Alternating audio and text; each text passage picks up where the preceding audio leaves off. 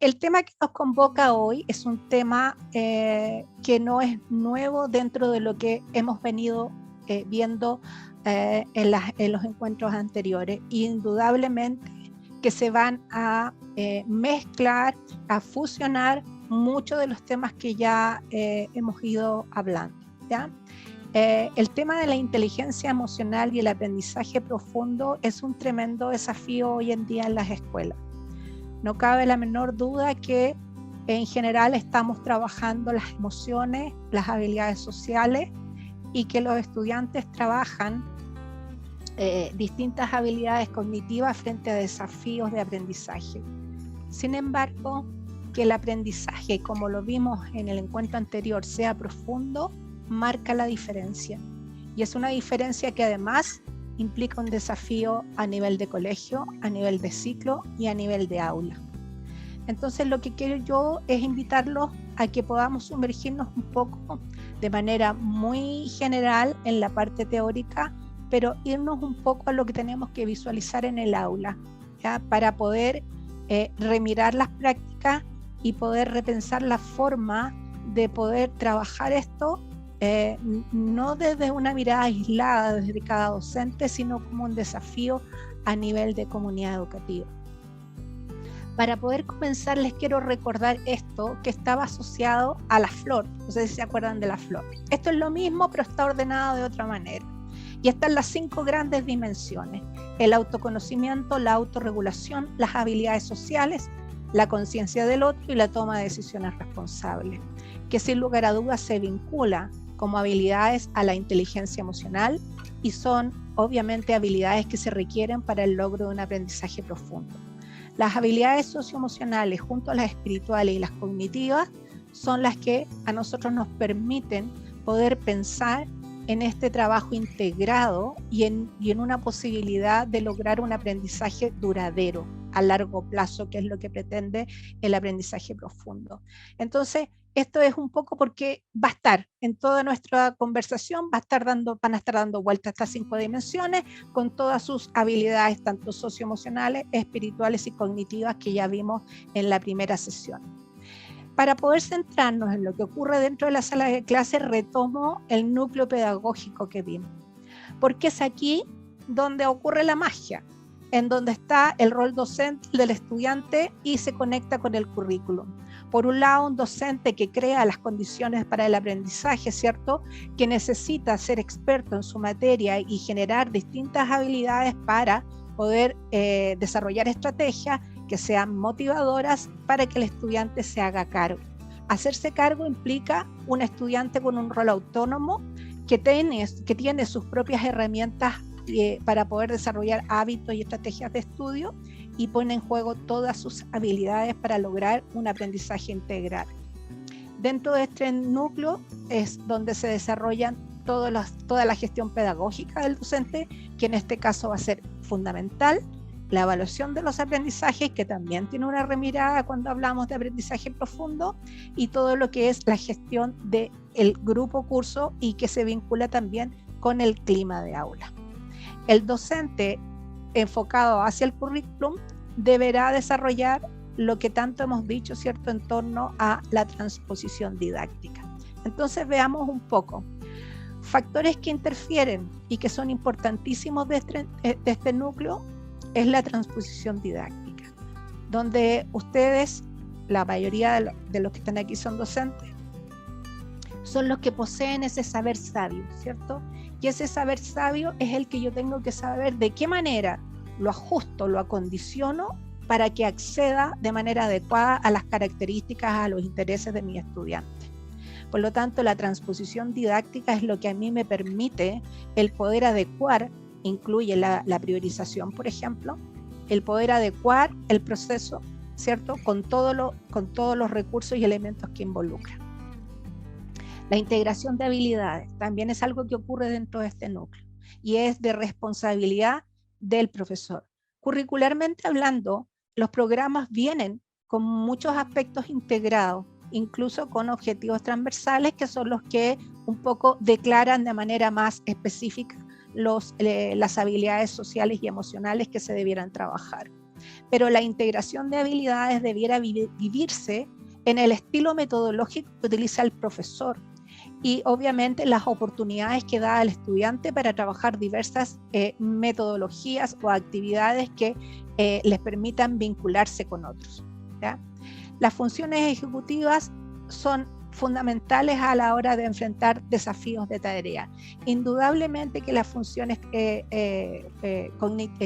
ejecutivas involucran una serie de habilidades cognitivas que, articuladas con las habilidades socioemocionales, nos van a permitir, ¿cierto?, hacer frente a distintos metas o a distintos desafíos cognitivos que se produzcan, ¿ya? Y obviamente también las funciones ejecutivas tienen que ver con la posibilidad de autorregularnos en el proceso de aprendizaje. Hay muchos aspectos que se involucran en esta función ejecutiva. Un estudiante tiene que ser capaz a través de ellas de planificar y organizar su aprendizaje, debe ser capaz, como les dije, de establecer metas, tiene que también ser capaz de el poder perseverar desde el inicio hasta el final de una tarea y tener flexibilidad cognitiva, es decir, frente a la elección de alguna estrategia y que esa estrategia no resulte, ¿cierto?, que no lleve a un buen puerto, sea capaz de replanteársela y redireccionar su proceso de aprendizaje para poder ajustarse al logro. Entonces las funciones ejecutivas, con todas las habilidades cognitivas que involucra, más la articulación de habilidades socioemocionales, son fundamentales cada vez que el estudiante se enfrenta en aula a un desafío de aprendizaje. Indudablemente que también dentro de este núcleo tenemos que situar todos los procesos que vinculan, ¿cierto?, y ponen en juego a la inteligencia emocional con las habilidades intra e interpersonales. La inteligencia emocional son todas aquellas habilidades que me permiten a mí poder controlar y poder regular mis emociones para enfrentar distintos tipos de dificultades en la vida diaria. Ya vimos, ¿cierto?, en la primera lámina todas las habilidades que están involucradas y que justamente se relacionan con esta inteligencia emocional. El autoconocimiento y la autorregulación son fundamentales e indudablemente se conectan también muy bien con las funciones ejecutivas. En las habilidades intrapersonales, nosotros tenemos todas aquellas posibilidades de poder identificar, poder entender y poder regular de la mejor forma nuestras emociones frente a los distintos desafíos que tenemos en la vida diaria. Y la interpersonal es conocer también las emociones, pero de un otro, ¿cierto? Y eso nos posiciona en la necesidad de desarrollar un nivel de empatía, habilidades sociales y también ser asertivo. Por otro lado, están todas las habilidades que me permiten desarrollar dentro de este núcleo pedagógico el aprendizaje socioemocional, ¿ya? Todo esto nosotros lo vimos en el primer encuentro y en el encuentro pasado. Hoy nos convoca y para ello nos vamos a sumergir en un video primero el tema del aprendizaje profundo, pero veamos un poco el tema de la inteligencia. ¿Qué es la inteligencia emocional? ¿Se trata de uno más de nuestros distintos tipos de inteligencia, como la espacial o la verbal? La respuesta es no. Ni tenemos un módulo de nuestra inteligencia dedicado a las emociones, ni se trata de una de las famosas inteligencias múltiples que describió Howard Gardner en los años 80 del siglo pasado. Según la teoría de Gardner, que no ha sido avalada universalmente por la comunidad científica, existen tantas formas de aprender como tipos de inteligencia múltiples básicas: visual espacial, verbal, cenestésica, lógico-matemática, musical, etc. En cambio, hablar de inteligencia emocional implica hablar del funcionamiento de todo nuestro cerebro, con el aval de los enormes avances de la neurociencia de las últimas décadas. Estos descubrimientos nos han permitido sacar a las emociones del rincón profundo y marginado donde se hallaban. Durante siglos, la ciencia no las consideró objeto de estudio y la sociedad las menospreciaba a la hora de tomar decisiones o de emitir un razonamiento. Ahora sabemos que la emoción interfiere con la razón y la razón modifica la emoción. No se pueden separar. Otro descubrimiento capital para poder hablar de inteligencia y de educación emocional es la plasticidad del cerebro. Las experiencias, los pensamientos, los sentimientos Todo está continuamente modificando las conexiones entre las neuronas. Desde el nacimiento hasta la vejez, podemos aprender y desaprender. Incluso nuestras emociones son moldeables. Por lo tanto, la inteligencia emocional no es más que la asunción de que nuestra inteligencia es emocional y de que podemos educarla con las prácticas adecuadas. Muy bien. Eso es un poco para hacer el encuadre de lo que nos va a convocar en el resto de este encuentro, ¿cierto? Que tiene que ver con la inteligencia emocional y el aprendizaje profundo. El cómo, ¿cierto?, incide la inteligencia emocional en el aprendizaje profundo, cómo en alguna medida paralelamente se van educando tanto las habilidades cognitivas como las habilidades socioemocionales. ¿Cuáles serían aquellas que más se requieren en el aula para desarrollar un aprendizaje profundo? Entonces, para poder ir a ello, voy a retomar algo que también ya hablamos con anterioridad, las formas de aprender. Un estudiante puede desarrollar un aprendizaje profundo que lleva, ¿cierto?, a hacer un análisis de esas nuevas ideas que se conectan con conocimientos previos. Y al conectarse con conocimientos previos se hace significativo y por lo tanto se puede registrar, guardar y recuperar o reutilizar en otras situaciones. Para poder trabajar un aprendizaje profundo se ponen en juego habilidades cognitivas a nivel superior. No deja de lado, ¿cierto?, el conocer o el comprender, pero generalmente lo que más se pone en juego es el análisis, la síntesis y la aplicación. Entonces, este aprendizaje profundo lo que hace es ponernos a todos, tanto a los que enseñan como a los que aprenden, en un desafío profundo en torno a la utilización de habilidades socioemocionales y habilidades cognitivas. La otra posibilidad que tenemos es aprender estratégicamente. Hay muchos estudiantes que son estratégicos en su aprendizaje, ¿cierto? Y que ellos lo que pretenden es lograr eficacia en los resultados.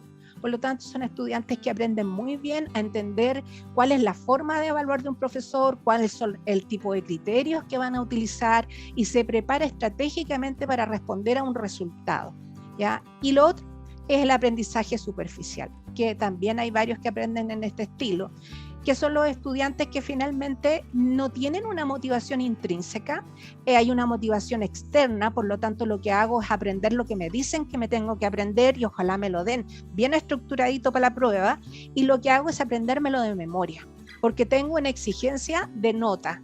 Entonces ese aprendizaje superficial obviamente utiliza más la habilidad del conocer, como habilidades taxonómicas, y obviamente no nos lleva a un registro profundo y que pueda ser reutilizable. Entonces, ¿a dónde queremos apuntar nosotros? Obviamente a aprovechar de la mejor forma las horas que tenemos en clase para que el logro del proceso sea a través de un aprendizaje profundo.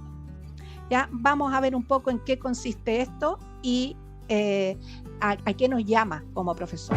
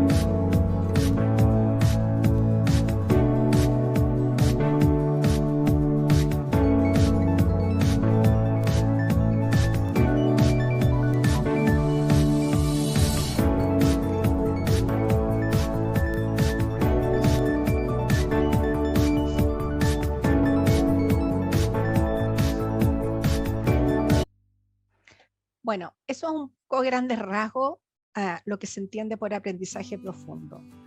¿Es fácil? No, no es fácil, porque hay muchos factores que tenemos que ajustar para poder lograr una nueva propuesta en el aula, para poder darle paso a este tipo de aprendizaje. Implica lo que hablábamos también en encuentros anteriores, una remirada en el rol que desempeñan, es decir, el cómo yo voy a preparar esa clase para permitir que se produzca esta autonomía y este proceso de el poder usar habilidades, ¿cierto?, metacognitivas de orden superior, y que además logre llevar a la práctica la inteligencia emocional en las mismas estrategias que estoy usando.